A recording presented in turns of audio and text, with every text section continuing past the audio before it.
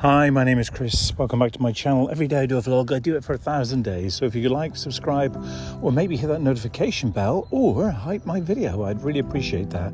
Every day I talk about something uniquely different. And today, dead people and the relationship that you had with them never ends. So what do I mean by that? Well, I'm now 57, soon to be 58, and I have lost quite a few people in my life. They've passed away. And sadly, with that comes an awful lot of sadness and heartbreak and heartache. And then what are you left with? You're left with the memories. You trawl through the photographs, you look at the videos, and you remember them. And I think it's important to know that there have been people in our lives that have meant so much to us, who have given us so much. They've been free with their time, their ability to help us grow as human beings. They've given so much, and they've made us far better. And we've become a better person because that's something that they've given us. But sadly, when the day comes where they do pass on and a void is left, how do we manage that void? How do we manage that feeling? And I believe, for me, that I just don't want to let them go from my life. So very often, one of the people I was most closest to growing up and throughout my adult life until she passed was my mother. And she had such an impact on my life. She was a very strong lady, but very soft and very sensitive. And when you consider that people in your life do come and go, but the actual loss, when they do pass away, that can take an awful lot of time for you to process and for you to feel, I guess, different about moving forward in your life. And the loss can be very devastating, especially if it's sudden and not anticipated. And I view this in a way where the people that I've lost, I don't really think of them as gone. I really think of them as people who are still in my life, on the periphery, if you like, on the outside looking in. And people who I've loved, people I've cared about, people I've shared experiences with and they've passed on. I reflect on those experiences. I reflect on that shared appreciation of a moment in time. Obviously, it's gone, but they're still with me. One of the key things that I remember in my life about my mum is that we would very often, probably about once a month, go and visit my brother's grave. And she would always lay flowers and just have a moment to herself. So when my mum was buried in the same graveyard, it became a ritual for me then after she had passed to visit the same spot. And I remember one particular day on a tree that had been felled and it was just near to the right-hand side of the grave. And there was a bird, a robin, that had appeared. Now, this robin seemed to have just literally just hover around and just wait for me.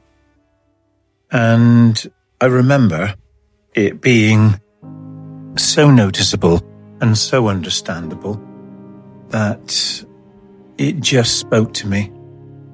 And I just had the feeling that it was my mum revisiting and just saying to me, Chris, it's going to be okay.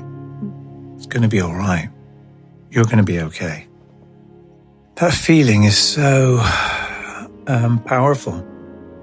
You want the person that you love to come back. You don't want them to be gone. You need them in your life. But when you have somebody that's gone and they've left that void in your life, it can really leave you feeling empty and alone. And it's a coping mechanism, a strategy that I have, I think, where I do recognize and understand that they have long gone, but I have this essence of them that's still with me. And the connection that I had with my mum was very strong.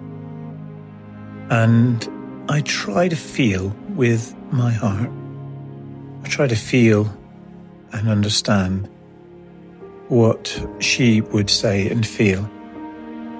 I've got to share this with you. This is very true, that when I was a child, my mum had kidney failure and she was very poorly. And very often she would say to me, if ever I'm not around and you need me, just close your eyes and talk to me.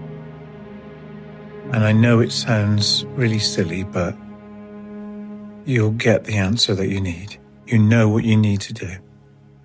I'll guide you, son.